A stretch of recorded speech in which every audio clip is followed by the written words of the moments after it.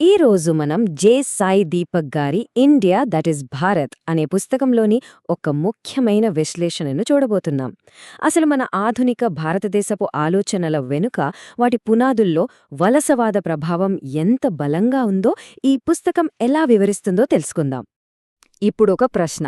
లౌకికవాదం, నాగరికత లాంటి పదాలు మనం రోజూ వాడతాం కదా, ఇవి నిజంగా అందరికీ ఒకేలా వర్తిస్తాయా, లేకపోతే వాటి పుట్టుక వెనుకున్న చరిత్రను కూడా మోసుకొస్తున్నాయా? సరిగ్గా ఈ ప్రశ్నతోనే ఈ పుస్తకం మనల్ని ఆలోచింపజేస్తుంది. మనం చాలా తేలిగ్గా తీసుకునే ఎన్నో విషయాలని లోతుగా తవ్వి చూడమంటుంది. సరే, ఈ పుస్తకంలోని అసలు వాదనను అర్థం చేసుకోవాలంటే రచయిత ఉపయోగించిన ఒక పదాన్ని మనం పట్టుకోవాలి. అదే కొలోనియాలిటీ. ఇది కేవలం పరిపాలన గురించిన విషయం కాదు, అంతకంటే చాలా లోతైనది. ఏంటో చూద్దాం. ఇప్పుడు ఈ స్లైడ్ చూడండి. ఇక్కడ చాలా ఆసక్తికరమైన విషయముంది. రచయిత కొలోనియలిజంకి, కొలోనియాలిటీకి మధ్య ఉన్న తేడాని చాలా స్పష్టంగా వివరిస్తున్నారు. కొలోనియలిజం అంటే మనందరికీ తెలిసినట్టే ఒక దేశం ఇంకో దేశాన్ని ఆక్రమించి వాళ్ల వనరుల్ని దోచుకోవటం. ఇదొక చారిత్రక ప్రక్రియ. కాని కొలోనియాలిటీ అలా కాదు. అది ఆ భౌతిక పాలన అంతమైనా సరే ఇంకా మన ఆలోచన విధానంలో, మన వ్యవస్థల్లో పాతుకుపోయుండే ఒక అధికార నిర్మాణం, ఒక రకమైన మైండ్ సెట్ అన్నమాట. మనం సెక్యులరిజం అనగానే మతాన్ని, రాజ్యాన్ని వేరుచేయడం అనుకుంటాం.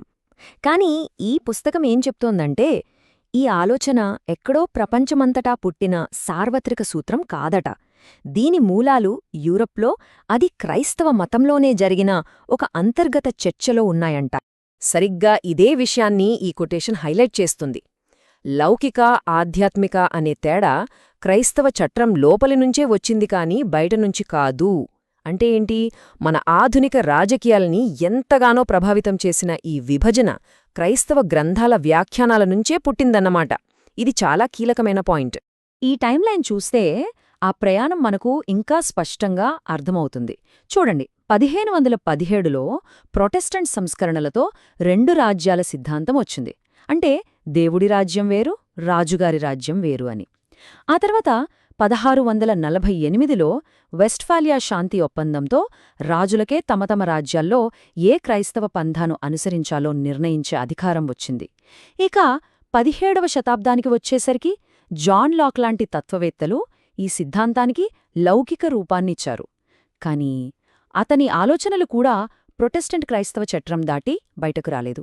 సో ఇక్కడ రచయిత చెబుతున్న అసలు విషయమేంటంటే చర్చికి, రాజ్యానికి మధ్య విభజన అనేది మతాన్ని వద్దనుకోవడం వల్ల రాలేదు. అది క్రైస్తవ మతంలోని అంతర్గత గొడవలకు ఒక పరిష్కారంగా వచ్చింది. వాళ్లు ఊహించిన లౌకిక రాజ్యమంటే మతమే లేని రాజ్యం కాదు, అది చట్టం ద్వారా క్రైస్తవ నైతికతను నిలబెట్టే ఒక క్రైస్తవ లౌకిక ప్రభుత్వం. ఇది చాలా పెద్ద తేడా.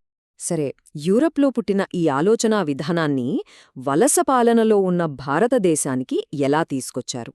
ఇక్కడే సివిలైజింగ్ మిషన్ అంటే నాగరికుల్ని చేసే యజ్ఞం అనే కాన్సెప్ట్ వస్తుంది. దాని గురించి ఇప్పుడు చూద్దాం. ఈ సివిలైజింగ్ మిషన్ అనేది వలసవాద ప్రాజెక్ట్లో చాలా కీలకం. భారతీయుల నైతికతను, మతాన్ని అభివృద్ధి చేయడానికి విద్యను ఒక ఆయుధంగా వాడారు. ఈ పాత చిత్రంలో చూస్తున్నట్లే మిషనరీలు ప్రయాణాలు చేసేది కూడా వాళ్ల బోధనలను వ్యాప్తి చేయడానికే.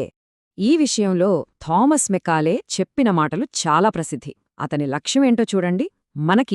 మనం పరిపాలించే లక్షలాది మందికి మధ్య దుబాసీలుగా పనిచేసే ఒక వర్గాన్ని తయారుచెయ్యాలి.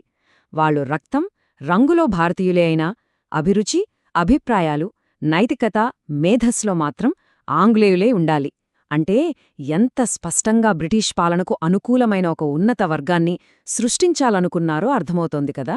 అసలు ఆ వలస విద్యా వ్యవస్థ వెనుక ఉన్న తర్కమేంతో చూస్తే మనకు షాక్ తగులుతుంది. వాళ్ల లక్ష్యం మనకు ఏదో నేర్పించడం కాదు, మన ఆలోచనా విధానాన్నే పూర్తిగా మార్చేయడం. యూరోపియన్ సాహిత్యం, సైన్స్ వ్యాప్తి చెయ్యడానికి ఇంగ్లీష్కి ప్రాధాన్యత ఇచ్చారు. స్థానిక ప్రజలను వాళ్ల మూఢనమ్మకాల నుంచి సంస్కరించాలని చూశారు. అంతేకాదు, ఉన్నత వర్గాలకు చదువు చెబితే ఆ సంస్కృతి అదే కింది వర్గాలకి పాకుతుందని నమ్మారు. అన్నిటికన్నా ముఖ్యంగా మన సంప్రదాయాలను వాళ్లకు అర్థమైన నిజమైన మతం, లౌకిక చట్టం, తప్పుడు మతం అనే ఒక క్రైస్తవ చట్రంలోకి కుదించారు. ఈ కథ మొదటి ప్రపంచ యుద్ధం తర్వాత ఒక మలుపు తీసుకుంటుంది. అప్పటి వరకు ఉన్న ఈ వలసవాద ఆలోచనలకు ప్రపంచవ్యాప్తంగా ఒక అధికారిక ముద్ర పడింది. దాన్నే నాగరికత ప్రమాణం అని పిలిచారు. అంటే ఏంటంటే, యూరోపియన్ దేశాలు కానివి అంతర్జాతీయ సమాజంలో చేరాలంటే కొన్ని ప్రమాణాలను అందుకోవాలి. మరి ఆ ప్రమాణాలేంటి? అవే యూరోపియన్ రాజకీయ, న్యాయ, సామాజిక పద్ధతులు. రచయిత వాదన ప్రకారం ఇది యూరోపియన్ క్రైస్తవ విలువలనే లౌకిక రూపంలోకి మార్చి ప్రపంచం మొత్తానికి ఇదే పురోగతి అని చెప్పడం. కాని వాస్తవం ఎలా ఉండేది? ఈ చిత్రం చూడండి. ఒకవైపు నాగరికత అంటూ గొప్ప మాటలు చెప్పేవారు, మరోవైపు వలసపాలనను నిలబెట్టుకోవడానికి ఇంత క్రూరంగా వ్యవహరించేవారు. ఈ రెండింటి మధ్య ఉన్న తేడాను ఈ చిత్రం కళ్లకు కట్టినట్టు చూపిస్తోంది. ఇది లీగ్ ఆఫ్ నేషన్స్ అధికారిక పత్రంలోని మాటే. వాళ్లే స్వయంగా వలసలపై తమ అధికారాన్ని ఎలా సమర్థించుకున్నారో చూడండి. ఆధునిక ప్రపంచంలో తమ కాళ్లపై తాము నిలబడలేని ప్రజల బాగోగులు చూడటం నాగరికత యొక్క పవిత్ర బాధ్యత అట. ఎంత పెద్దరికం చూపిస్తున్నారో కదా. ఇక్కడ రచయిత ఒక చాలా ముఖ్యమైన సంబంధాన్ని చూపిస్తున్నారు. లీగ్ ఆఫ్ నేషన్స్ ఏర్పడుతున్న అదే సమయంలో భారతదేశానికి బ్రిటిష్ వాళ్లు మొదటి రాజ్యాంగాన్ని, అంటే 1919 భారత ప్రభుత్వ చట్టాన్ని రాస్తున్నారు. అంటే భారతదేశ రాజ్యాంగ ప్రయాణాన్ని కావాలని ఈ ప్రపంచ నాగరికత ప్రమాణానికి అనుగుణంగా మలిచారని రచయిత వాదన. ఈ మొత్తం చారిత్రక విశ్లేషణ మనల్ని వర్తమానంలో ఒక ముఖ్యమైన ప్రశ్న దగ్గరకు తీసుకొస్తుంది. అసలు డీకాలనైజేషన్ అంటే ఏంటి? పుస్తకంలో రచయిత చెప్పే ప్రధాన వాదన ఇదే. పూర్వ వలస దేశాల్లోని ఆధునిక రాజ్యాంగ వ్యవస్థలు ఆ పాత నాగరికుల్ని చేసే యజ్ఞాన్నే ఇంకా కొనసాగిస్తున్నాయి. స్థానిక సమాజాలను పాశ్చాత్య దేశాల ఆదర్శంలోకి మార్చుతున్నాయి.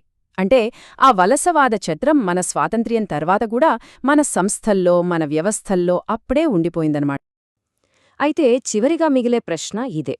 ఒక రాజ్యాంగ మూలాలే వలసవాదంలో ఉన్నప్పుడు ఆ దేశ చట్టాలను, అక్కడి ప్రజల ఆలోచనా విధానాన్ని నిజంగా డీకొలనైజ్ చేయడమంటే ఏమిటి? ఈ పుస్తకం మనల్ని ఈ లోతైన ప్రశ్నతో వదిలేస్తుంది. ఆధునిక వలసానంతర దేశాల పునాదులనే ఇది ప్రశ్నిస్తోంది.